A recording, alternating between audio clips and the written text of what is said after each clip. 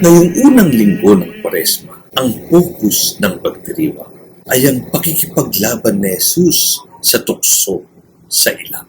Isang paalala ng ating pananampalataya ay sinusubok, pero may panalo tayo kay Kristo. Sa Ebanghelyo, matapos ang 40 araw na pag-aayuno, gutom na gutom si Jesus. At doon siya tinukso ng Diablo.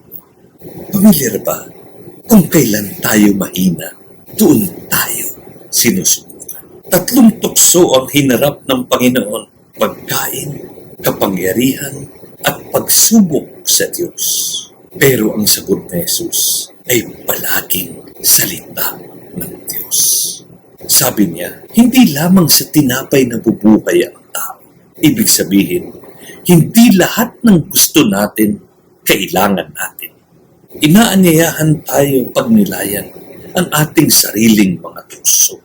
Ang tukso per se ay hindi kasalanan, pero ang pagbibigay dito ang naglalayo sa atin sa Diyos.